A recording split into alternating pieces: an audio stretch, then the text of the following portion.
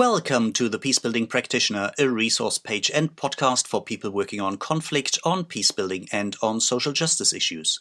My name is Björn Eser, and I'm the founder of and shaker and maker behind the Peacebuilding Practitioner.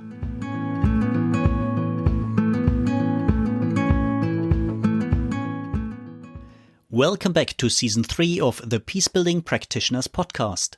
Season 3 is all about digital peacebuilding, this highly complex, tremendously exciting, often messy and quickly developing intersection where emerging technologies and the digital world on the one hand and conflict transformation, peacebuilding, human rights and social justice work on the other hand meet.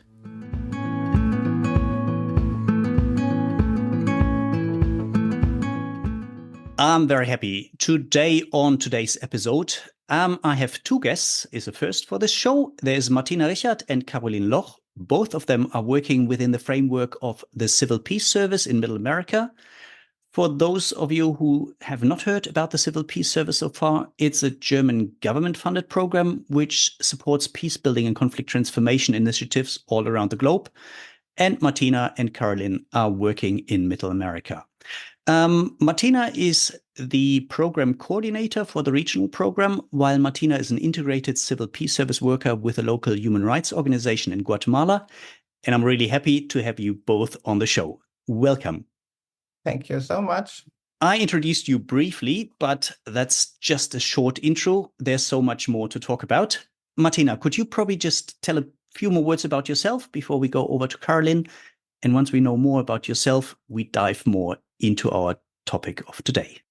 As you said, my name is Martina. I'm working in Central America since 2019.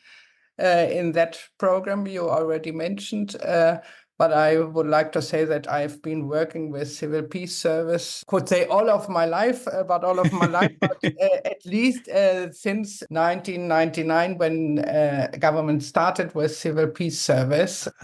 Almost 25, 26 years coming, yes. A quarter of a century. Great. Thank you, Martina.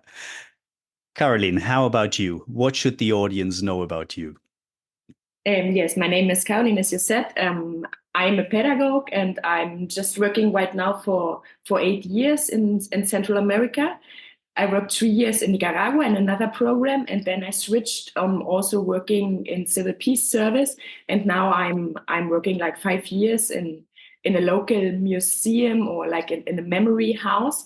That's part of a human rights organization, yes. Great. So both of you can look back at the long track record working on peace and social justice issues on the one hand and looking back at regional expertise. Martina, maybe we can start with you as you are the program coordinator for the Civil Peace Service in Central America. Can you just briefly tell the audience a bit about the main focus of the program, some of the main strands of work, and as we will focus on dealing with the past and memory work today, maybe a bit about the importance of memory work and dealing with the past work in your working context? Okay. So AGIAMONDO started in 2017 with the regional program addressing the topic of the violent past in the region. So I should mention that we had a war, a violent conflict in El Salvador with about 75,000 people dying. And a conflict about 36 years in Guatemala, where we have had about 2,000 people killed and about 45,000 people disappeared. So violence is an important issue here in the region. We had some peace agreements in both countries, which were not so much traduced later in concrete actions. So we still have a violent atmosphere in both countries. We have still injustice. We have still, if you would like to say it like this, social violence in both countries. So all what were reasons of the violent conflicts is still existing in one and or the other way. But we are formally living in a peace situation. So partner organizations of AGIAMONDO started, for example, asking for support in order to improve their existing programs. My office is in the Human Rights Office of the Church, Catholic Church in Guatemala. And they have a lot of documentations about the intern armed conflict in Guatemala. And they are trying to improve this archive in order to get that use from people and investigators who are interested in that. And in order to open it for young people, in order to inform them about the violent past. I have to mention that in both countries, governments are not so much interested to talk about the violent past. So students in schools don't learn anything about their violent past. So our partner organizations are clear about the necessity to talk about it, to make young people learn about it, and to dignify those who have been killed in that time. Thank you very much. Great to learn for the audience also to see where you say, well, there's hesitance from the governments in both countries to actually address, to deal with these issues, to kind of, probably move on and say, well, this is the past. Let's forget about it. Let's not stir it up. But where you say civil society, and in your case, especially the Catholic Church, works on these issues from various points of view, in terms of archiving, in terms of creating educational materials, in terms of creating spaces for memory work, for dignified memory work, but also for learning and for passing on, so that we're not doomed to repeat the mistakes of the past. Great for that short introduction, and we're going to dive a bit deeper in a minute. But before we do so, let me go over to Karolin. Karolin, you're also working on memory, on dealing with the past. Can you just briefly tell us what's your angle and what's the organization you work with? Yes, of sure. I'm working in a human rights organization that's called Center for the Legal Action and Human Rights. They have a big justice program now, and I think their role was really, really important in talking about the genocide that happened in Guatemala and about the justice process against AGIAMONDO. He was the president when the most violent part of the intern war was happening. So, they're working on one hand in this trade about justice, no, and about the juridical system. But of sure, that's never enough, no. So if you want to change something, justice is the base, but then you have to go on to transform society, no. And so their education is sitting in, and that's the other hand, no. And so they're working on both hands. They're working on the juridical part and on the part of education. And as we know, education is possible in a lot of different ways and terms, no? As Martina said, there's nothing like a political approach about memory work. So they're only talking about the past is happening by organizations of civil society, no? And so you can do education in really different ways. You can go the classic ways, doing some workshops, working with different people. And that's really important. We also do this. And so CALDH, the organization I'm working for, they have this big part of working with survivors, working with victims, working with a big group of young people, no, of youth, and with women as well. And then we can do education in a different way. And so, 10 years ago in February, CALDH founded Casa de la Memoria, the House of Memory, which is like a permanent exposition, which is talking about the whole history of Guatemala, going in this line to explain the continuum of violence and resistance that had been existing since the invasion of the Spanish in Guatemala. No? And so we are doing education in this exposition. There's a big discussion if we are a museum or if we are not, because that's like the terminology, right? But in these expositions, we are working with the peer pedagogy. We want to break a little bit this paradigm that the adult people are knowing everything, explaining what happened in the past to the young. So we are working with volunteer guides that are young people by themselves, school students, high school students, or university students. And they are giving the guided tours to the young people, to the groups of students that are coming. No? So this is one really, really important part. And then people can come free by their own, like exploring the exposition. And learning by an exposition is really something different, because you are working with representations, no? you are working and you are telling them, yes, there were 200,000 people dying, 45,000 people disappeared, all this, but you will present it in a different way. So you're not only learning with your cognitive system, you're also learning with your whole body. No, you can feel something, you can see something, you can touch something. So this is the other part. This is really important. And furthermore, as our team from the exposition, we are also offering other workshops to high school teachers, for example. We are working with the children and the grandchildren of survivors and victims from the conflict in different parts of Guatemala. And sometimes we are trying to connect all these processes. This is the most difficult part, but this is a little bit what the Memories Museum is doing. Yeah. Yeah, Martina. Talking about memory and the governments being interested in memory work. So we only have to think sometimes about what has been the German story about memory work, which is a result of student protests and civil society actions in order to enable another perspective from Germany about what's its own history. So we know it's not for free. Memory work is always something with this a fight within the societies for peace, justice, and the right to know what happened in the past. So we know it's difficult and that you have to have this long-term perspective in order to understand those processes and also the resistance of the government. Now, the actual president of El Salvador, Bukele, says that peace contracts have been between two corrupt parties, that there hasn't been such a conflict in that way, and all this stuff. So we know it's important, although the president denies a certain perspective about what has been the violent past in El Salvador. It's important to do this work. And there are different perspectives on this. There's the right of the survivors in order to be recognized as survivors and talking about the victims.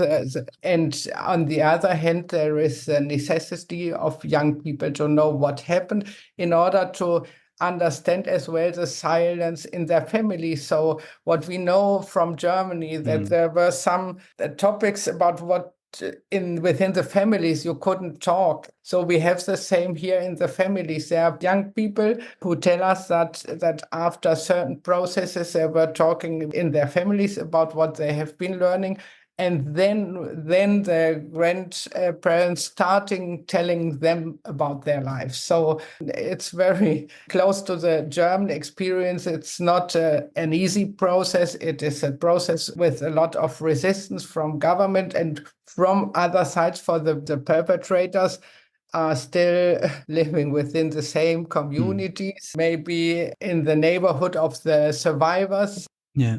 It's living within all these conflicts. You only can try to work and to deal with the past and to find some strategies how to do it. But this is a very important work here in the region.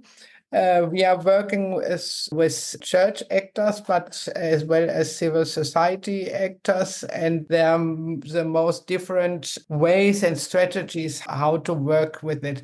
At the beginning, maybe I could mention this, it was more concentrated on the justice aspects. And nowadays, although justice is still an important point, it's more centered about intergenerational dialogue and about young people knowing what happened in their countries, and in order to enable them as well to act and to make a better society where they are living. Yeah. Thanks for enlightening us a bit more on these different aspects. And just where you said these parallels or similarities to what's been happening here in Germany. I mean, I'm here in Germany, you're both from Germany, so that's why we draw these parallels just for the audience out there. And I must say, just if I look back at my personal history, my grandfather, he died about 15 years ago. He was in the war from day one until just about the end of the Second World War. And then he was taken a prisoner of war. And my mom saw her father the first time when she was 6 years old. So he only came home in the early 50s. And so having these discussions at a family level, which we never had, at least not to a degree where I think there's so much more I would like to know, or only when it was too late. but also as in subgroups level, in school, with your friends, at communities, maybe with workers, maybe with politicians who have been involved in still the Nazi time, but also, as you then said, what are the official processes on a state or even on a European level? And I still remember that I was studying in the mid and late 90s, and even then, so 50, 40 years after the end of the Second World War, after the Holocaust, after the atrocities, there were still, in regular intervals, there was a society-wide debate. And I still remember that when Daniel Goldhagen's book, Hitler's Willing Executioners, which kind of had a certain thesis about why Germans are predisposed to genocide, so to speak. And there was a big discussion and was printed in parts in the Spiegel, German news magazine. And a couple of years later, when we had this traveling exhibition about the German army, and that it was not just the SS, the special stormtroopers which committed atrocities, but the normal German army. And again, it was a discussion in all of society, which I think was really important. But that was a time when we still had eyewitnesses, survivors. And I think from my generation to my kids' generation now is where it moves into history, where this personal connection, being able to talk to perpetrators, victims, witnesses, where it moves into history. And I think we're at the moment really at one of these pivoting points. It's nice to learn from you how you take some of these lessons and some of the similarities and say, what do they mean in a different context, but where we can potentially learn from each other. And I would like to hear from you, where you said earlier that the government and the state and kind of the elites are not too keen on engaging with these processes, at least not in a meaningful way. And I think that can be quite a pity. At the same time, very often that opens up initiatives from civil society to do things which are more locally owned, which are more locally driven, which are more meaningful to smaller communities, and where people can also play around with different experience and say what works, what doesn't work, what makes sense for us now, instead of having it hijacked, monopolized by big players, by state players, by well-funded players. What are your experiences with this ambivalence of there is no official process, there is a hesitancy, and at the same time, there is a vibrant society which engages, which is daring, which is pioneering? I think it's a question that you have to decide to do whatever you can do in terms of memory. There are some local initiatives, and sometimes it's important, or not, it's always important to support this kind of initiatives. For example, in the community Alcatau, they have a kind of memory wood forest. So there are some trees, and the trees are in remembrance of people killed in their community. So people take this kind of little forest, and they have some banks to sit on. And that's their place in order to think about the people who have been killed during the war. That's a really nice thing. For you don't need always a big building in order to have this kind of conscious point or memory point. There are, for example, in these communities, there are people remembering the violence each year when there has been a massacre. So they are having some rituals, some more meetings in order to remember that. And so they don't need any building neither for that. But they are starting at this time in El Salvador to construct or to have some more local museums with the rest of what they could say from this time about remembering persons with their photos and all this. And this is, I think it's important for them, and they are trying to work very hard on it in order to get this kind of little local museum where they don't only put things of the violent past, but as well maybe some artifacts about their culture and what has been lost within the war at the same time. So in Guatemala, we have some local initiatives who have a tree or who have a little monument. This is what makes dealing with the past verse so rich, for you have so different levels of remembering and making memory and dignifying the victims. And later we still talk about the memorial, the digital memorial we supported. For it's clear sometimes this kind of remembrance work is threatened by ex-perpetrators, soldiers, for example, who don't like this perspective on what happened. And sometimes they try to destroy it or something like this. So we looked about digital possibilities in order to make sure that this kind of memory can't be destroyed. But maybe later we talk about it. No, I think it's really good. You picked it up. We explored the relevance of memory work, of archiving, of coming together and giving meaning to the past and learning from it. And now you said, okay, but there was a point when you started playing around with digital elements, complementary to the face-to-face meetings, complementary to physical buildings, to physical exhibitions. What was the motivation to start playing around with digital elements, emerging technologies, and the possibilities that have? And what have been some of the highlights so far? And maybe also some of the lowlights and challenges. Well, in our case, everything started with the pandemic. The famous pandemic. That was our starting point. For in 2020, we were sitting, all the CPS workers, all our partner organizations in our homes. And so we knew that we couldn't stay only waiting at home, doing nothing about what our work is. And so we started to think about different possibilities to go on working using digital possibilities. That was for us a starting point. And Karolin will talk about the digitalization of the museum. I could talk about two different experiences of digitalization. The first one was about the Caritas organization in Guatemala, which was working with indigenous young people in the communities. So these young people, it was a human rights and memory program. And these young people from one day to the other were sitting in their communities, in their rural communities, were mainly poor indigenous young people. So we started to think, how could we go on working with them? And one of the results was to start an kind of educational process via telephone. Caritas was thinking about that nearly any young person has a cell phone. And so if it's that what exists like a link, we can use that for digital educational program. So as they don't have so much money, Caritas was able to send some call time credits on the cell phones of the young people, which was a condition in order to enable them to participate in this kind of program.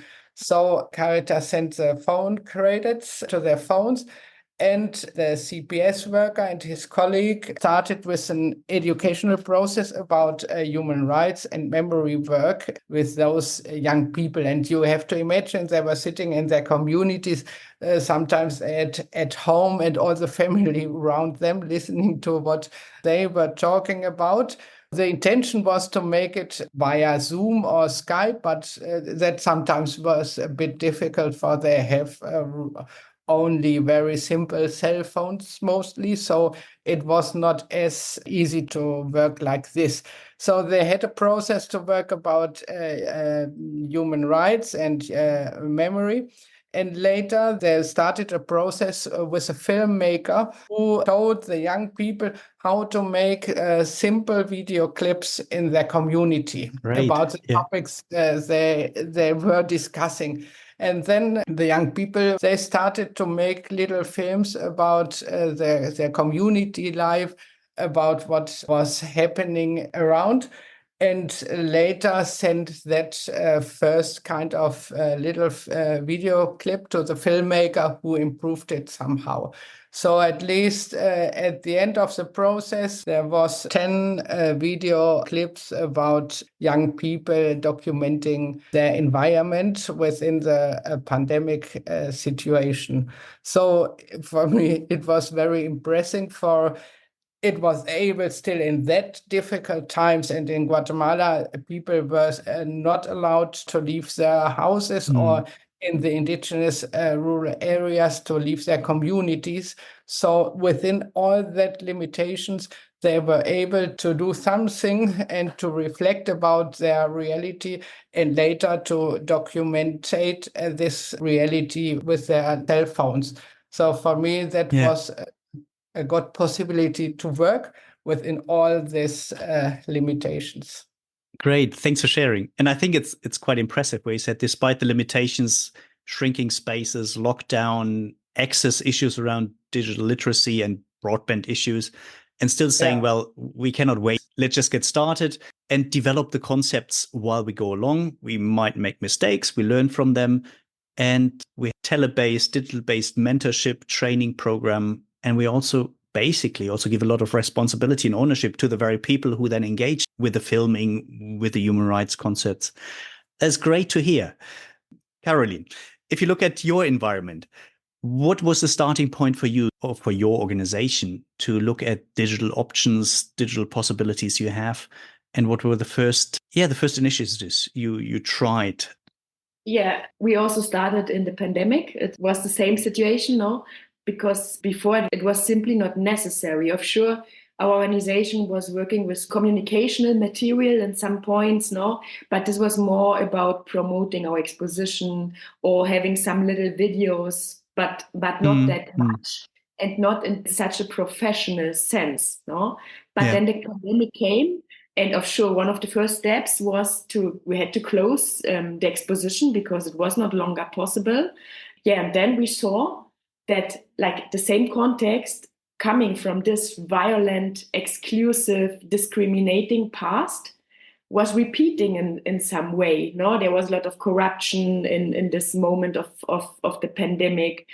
There were like the same people that all the time had been disadvantaged by the government were disadvantaged again. And so it was like, okay, we have to go on to talk about memory. We have to go on to dispute about memory and about everything, what is happening, connecting especially this present with the past. So because it's not a present that's happening because it's happening. No, it's happening just because of this continuity of the violent past, no? So it was really important to go on talking about memory.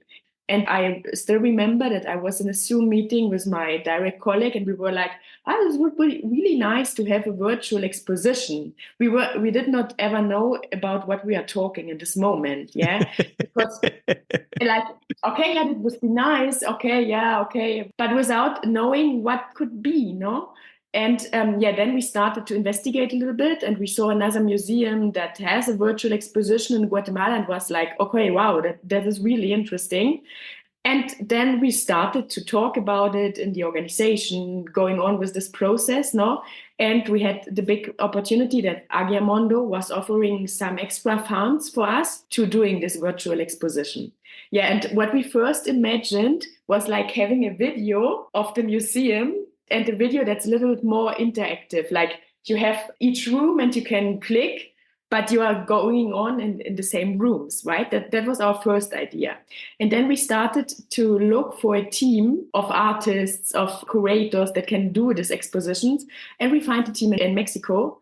They never had done in this moment a first virtual exposition, but they had done some playing with this possibility and showing us.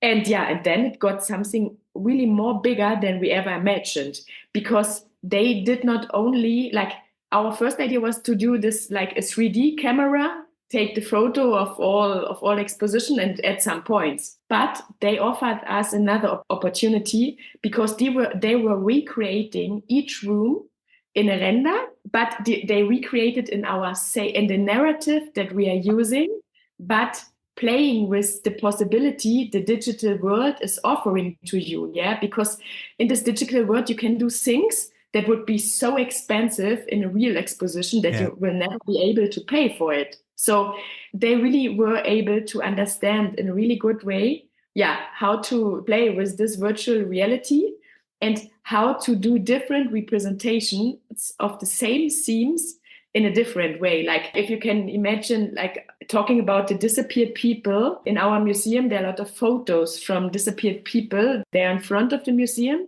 But now we have a room that is like 15 meters high, and it's full of all those photos. It would be really nice to have this in our museum, but it's not possible. Or I think that the roofs in our virtual expositions are all open, so you can see.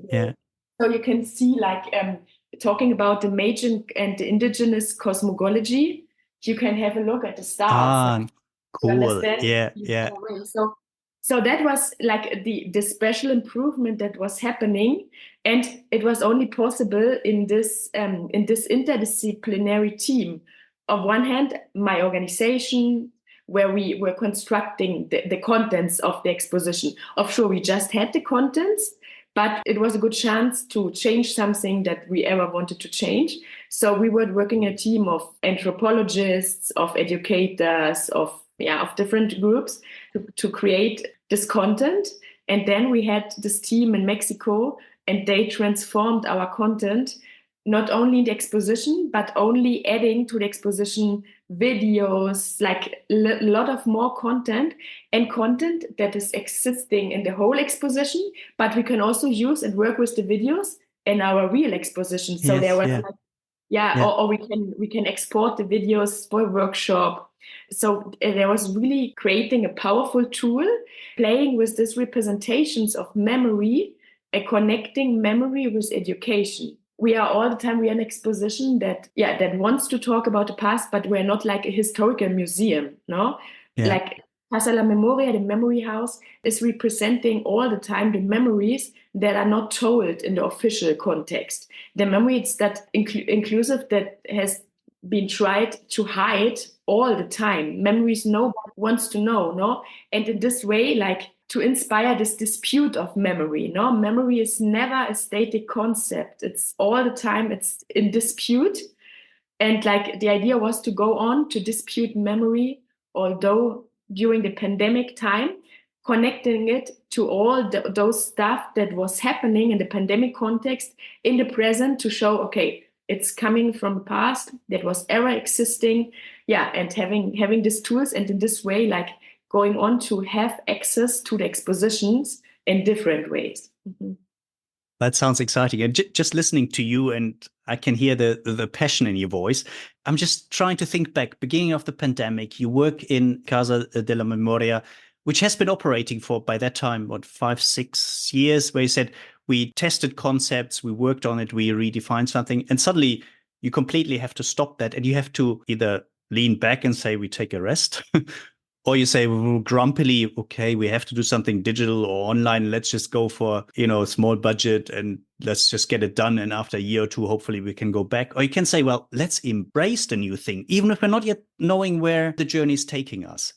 And from listening to you, I think it's exciting to see how you and your team found the balance between embracing new possibilities and all these new possibilities of emerging technologies, and at the same time not being taken away by it and suddenly have something where it's more about the tech and not so much about the content and the meaning behind it, and just finding and constantly re-teasing out the right balance between digital possibilities, and at the same time they are a vehicle for something else, for the memory process, for the learning process, for archiving process. And it's really exciting to hear you. And it's also really exciting, and this is a call to action for the audience. This is a high quality product and service. Have a look at it. It's amazing. So probably tell the audience later on where they can find it, where they can visit it, and where they can actually experience some of that, what you and your team and your tech team in Mexico have created. One other important point in what you are saying is like, it was never the idea to have the digital part, the virtual reality, and the real reality. We all the time said, these are two different experiences. We have the experience in the real exposition, and we have the virtual experience. And like playing with this idea of different experiences of history, of memory, of the social dispute of memory, this was all the time our idea. And in this way, it was not like, okay, it's pandemic now, for a special time we have to do education in a digital way. We have to no, it was never like this. Like it was like getting another possibility, and now we have now that we can go back to the presential work, we have two different possibilities. We can do presential expositions, and these are really special, but we can also going on doing virtual expositions, and that's what's happening now. My organization in the last year, for example, was asked to do another virtual exposition about the archives of Guatemala for the UN Office of Human Rights. And so they're like, it got the second possibility. I think this is also really, really nice. Like now we have a wider possibilities to work in different manners and to educate in different situations. So like, as we know, education is like, the problem of school mostly is that children, that youth, people are learning in a different way, no? And so now we can go in these different ways, offering different possibilities of learning in all senses. And so I think this is really a really nice opportunity we learned forced by the pandemic context. Yeah, that's exciting. Martina, I know you're also engaged in a digital memorial place about genocide in Guatemala. Can you tell us a bit more about what was your organization's take and process to actually move during the pandemic to an online virtual memorial? The Human Rights Office of the Catholic Church hadn't so much experience about digital work, but I have to mention it has a huge archive about testimonies of the violent intern conflict with about 5,000 testimonies. So 2020 or 21, the Human Rights Office was preparing a justice process about genocide. So they had documents about 1,000 victims who have been murdered during the conflict.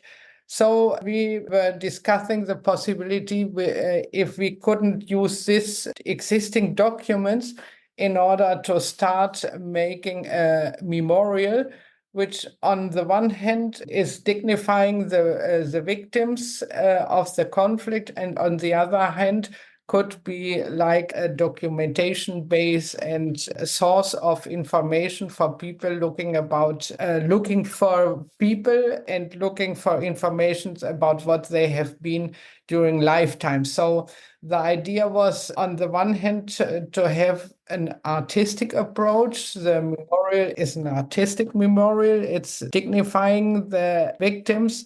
And on the other hand, has all the information you need in order to know about what has happened in the worst times of the conflict, and where there have been massacres and who were the people who were killed. So it's trying to show not only the death of people, but to give, where it's existing, some of the informations about what people have been in lifetimes.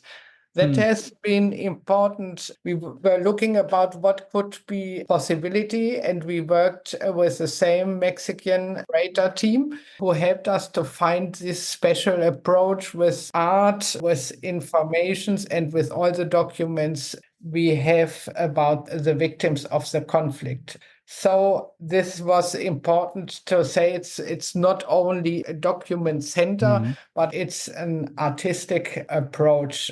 So nowadays we have about 1,400 documents with photos about who were these people, murdered people, about what they did in lifetimes, if they were teacher, if they were peasants, or if they're working in church, if they're something like if they had a family or not, and whatever information could be available.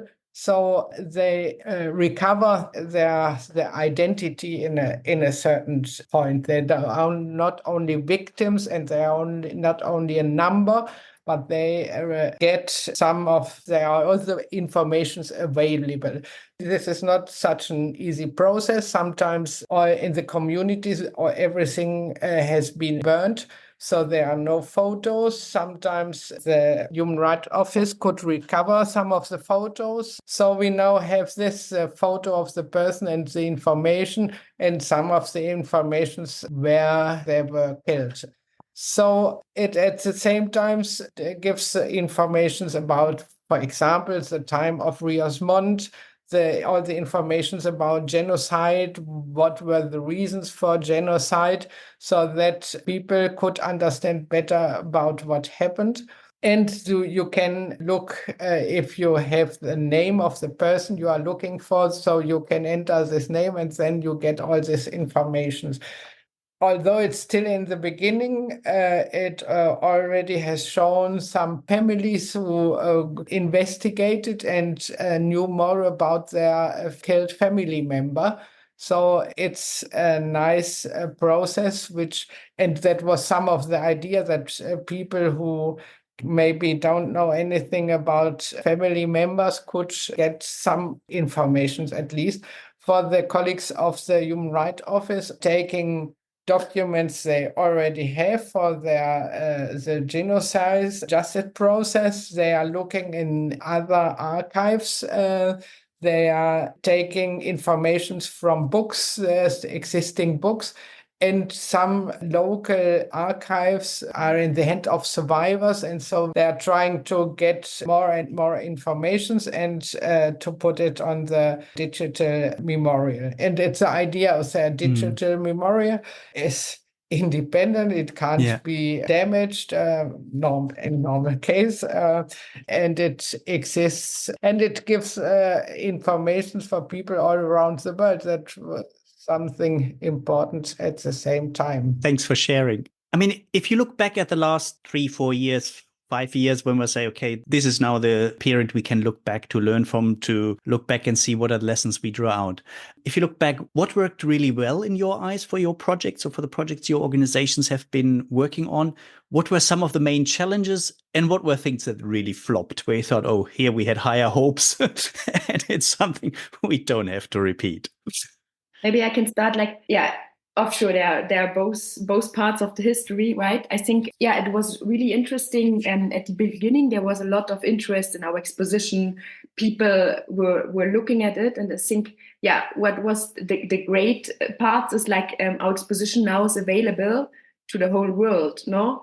And so when I'm looking who is visiting our exposition, there are a lot of countries visiting the exposition, finding them in the internet. So this was one of the really highlight, that when foreigners coming to Guatemala, there are a lot of groups visiting our museum, but now people not traveling to Guatemala can visit our museum. So this is one really, really highlight. The other highlight is that Cagliacci was all the time having this big dream to have a mobile exposition on one time. So now the exposition is also available in other parts of the country, like where the victims or where most parts of the victims from the internal war are living. So two really big highlights, that more people now have access to our exposition. People can have these different experiences, as I told before, having the virtual exposition, having the real exposition. So we can reach a really, really wider group of people, and people that in normal life would not be interested in our museum, but finding it by accident in internet, going on, and as it is a really interesting exposition, having a look at it and seeing it, and that's great on the one hand, So this was one of the really, really highlights. One of the lowlights is when I'm looking at how long people are staying in this exposition, this is really frightening me. We have 12 rooms, and people are staying 8 minutes, most of the people. So this is what are you doing in these 8 minutes now? But in this part, it's really interesting because our exposition is constructed in different parts. Only by seeing the colors, only by getting the impressions, reading the texts of the walls, you can learn a lot about what was happening in history. And then there are a lot of parts where we can download. And so we can offer for different interests. We can offer for people that only want to have a great look and understanding, for example, that there was genocide in Guatemala. Only having a look at this room, you understand it. But I was expecting people staying really longer in this exposition. So this was one part that was really I think that was a little struggle to accept and to see what is happening. The design is getting more and more important because you are not creating this cognitive knowledge. You are creating the knowledge by feeling a room, by seeing a room. So this is one part. And the other highlight was that we could go to a hybrid form. because when meetings were possible later on, we were constructing 2 cabins. Where's a tablet where we have the lens of virtual reality, making the virtual exposition like a little bit more presential, no? Like yesterday, for example, there was the memory day for the victims of the conflict. So our guides with my colleague, they stayed like 4 hours in the Central Park of Guatemala, offering access to the virtual exposition with our cabins for people passing by. This was really, really another highlight, no? And yeah, then the struggles were the short time people are being in this exposition. And what we, especially in our context, were subestimating is you have to promote this exposition all the time. Like you're doing a big opening of the exposition and things like this, but you have to go on promoting it. And now that we are back in real life, for us, this is really difficult to go on promoting the exposition. And so our visits were going down a little bit in the last time than comparing to the really beginning. So this is like another part of the work, the communicational work that's going hand by hand with this exposition. So this is like a knowledge we get by this. You have to go on promoting this exposition all the time, going on. And then of sure, you also have to do a maintenance of this virtual place, no? Like as there is a real exposition, there are also failing stuff in the virtual exposition that you have to go on in this sense. And I think this is the real difficult part of you're creating this exposition. This is a really exciting process. People at the beginning are excited, but then you have to go on looking how can we introduce or using this tool in different processes. And how can we also accompany the persons visiting the exposition? Yeah, because when they're coming to the museum, we can ask or we can explain, we can respond to their questions, but there's no accompaniment during their virtual visit. This is another struggle and I don't have the answers to all these struggles right now. We are just still experimenting, but like now we have 2 expositions. That's also, and you have to need the people working in 2 expositions, no? That because in this moment it was a replacement for a certain time, but now we have 2 expositions. And so what are we going to do with, or how can we work in 2 expositions? So this is another struggle, no? Yeah, and I think this was our experience. But for me, the really frightening part was like the short time people at the position. For me, that was really, really frightening. And another thing is also the difficulty. Like if you are hearing about the lens of virtual reality, it seems like, wow, this is really great. But it's not that great. It's that was like one of the low lights, I would say. When you see the exposition in the virtual lens, it's really nice, it's really interesting, but people are getting like dizzy when they are in this position. They are staying not even 8 minutes in the in this virtual lens. It's like 1 or 2 minutes. The real reality lens are more than like an additional part. No, you can show the exposition to people, and then there are certain rooms that are the most impressive ones for the virtual lens. And so we are telling them, maybe you will see this room with this tool. Like it's only adding a little extra, but people won't visit your exposition understanding your narrative and the memory we are talking about by going through with virtual lens. So this was one of our lowlights, I think.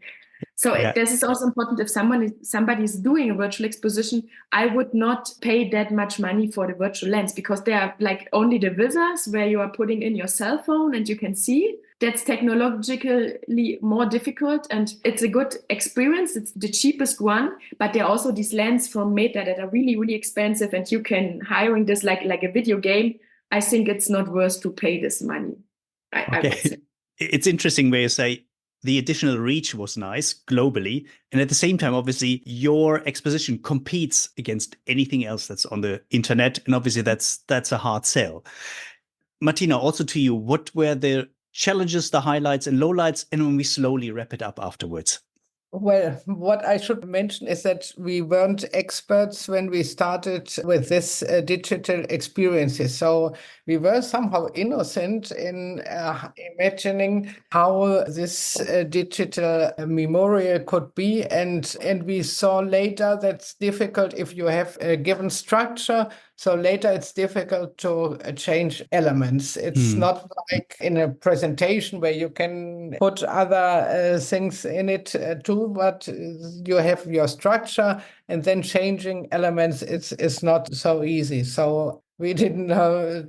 We tried our best. It's a very good memorial, but I think if we would have known everything before, maybe we would have taken some other decisions. That is important. And so, second point, it's not only important to create this memorial, but you have to make big efforts in order to get it known to people.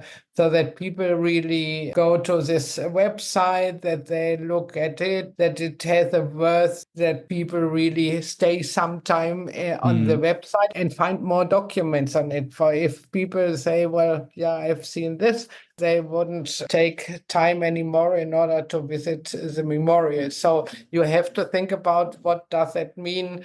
How do you make sure that people don't lose their interest? What kind of maybe events you have to do on it in order to make sure that people are continuing with interest. And maybe the question could be how to translate this in a presential form of exhibition. That may be for the future, may be interesting. I think it's a bit the point about the innocence, that not knowing everything. But the decision why we do that. So the pandemic situation has been a good time for that. There were sometimes no other options. So you had to decide, we make it, and we make it. And you started with something, although you didn't know where it would come out at the end. In the digital work, maybe to mention, for example, the Human Rights Office made some online courses about genocide and what happened. And they asked some consulting people in order to prepare those materials. And it was the same thing, thought about giving this kind of classes and workshops via a cell phone. And resulted later that what the consultants produced was too heavy in order to transport this via cell phone. So it was nice material, but it didn't work at all. The technical aspects are so important, and sometimes NGO people and human rights people don't know too much about these technical issues. And this is something you have to think about more when you are starting this kind of projects. But maybe everything was fine in the pandemic situation. Everything you could do was excellent, I think, in terms of results. But knowing more about technical implications would have been an asset. With the benefit of hindsight. But I think listening to you and also knowing many organizations who were faced with similar challenges, big ones, small ones, grassroots organizations, more tech-oriented ones, I think sometimes the more, as you called it, naive ones just got started and said, we will learn while we go. And we will see, and we will probably belly flop a few things, but in the end, we will have something that works for us. And many of the organizations and the people who were better informed never got started because there were so many issues they already knew they would be confronted with. And so they thought, oh, maybe the pandemic is over in half a year, so it's not even worth getting started. And I think it's probably good to be a bit naive, but be daring, get started, but also observe yourself and see what works, get feedback and see where do we hit limits we can push and where do we hit limits where we should probably say, no, this is about as good as it gets for the money or the other resources we're willing to invest. I would like to slowly wrap up. It's been a really fascinating talk and I really want to thank you. But I want to pick up one last thing. You said promoting your services, your products, your experience is really hard. So let's use this platform, the audience, to promote. Where can people learn more about you, your organization, and your work? And where can people find you on the internet? We would be really interesting people visiting our exposition, hearing your opinion about it. Like, we have Casa de la Memoria. There's a Facebook account that's called Casa de la Memoria Guatemala Cajitulam. now, because that's the 4 cardinal points. So Caslamamura, Cajitolam, Guatemala. There you can visit our Facebook. You can see our activities that we are doing in the virtual world as well as in the real world. And the link for our exposition, like you can have a look on casadellamemoria.org.gt. So you can have a look. The exposition is starting with a video, and afterwards you will get welcomed by our guides. So just come, get to know our guides, and we would be really interesting to hear the opinion from the people from all over the world. It's only in Spanish, but as well, it's only in Spanish, as we talked before. We are not only learning by words, no, we are learning by a lot of impressions. So I think everyone is able to understand a little bit what was happening during history without being able to understand Spanish. So yeah. And I will make sure I put the links in the show notes. So I really strongly encourage people to have a look. I'm not a Spanish speaker. I don't understand Spanish. And I thought it was quite a moving experience, being welcomed and then being guided through parts of the exhibition. So thank you, Karolin, on the Casa de la Memoria. Martina, where can people learn more about your work and about the virtual genocide memorial of Guatemala? Well, the website is memorial/genocidio/Guatemala.org. So I will send you all these links, and the Human Rights Office of the Church in Guatemala as well has a good website where you find a lot of informations and documentations about internal conflict in Guatemala. So both of them could be interesting and relevant. And at the same time for other organizations all over the world, only to mention that I went to Sri Lanka last year, and I was talking with partner organizations of AGIAMONDO about what we are doing in Guatemala with Memorial, and they were very interested in that, for they don't have anything about documenting loss of their family members. And so I hope that it's an interesting offer for people and organizations all over the world in order to learn about it, this experience. Thank you very much. As I said, you sent me the links and then I put them in the show notes so people can click them easily. Thank you very much, Martina. Thank you very much, Karolin. It's been a real pleasure. And thank you for taking the time and talking with me.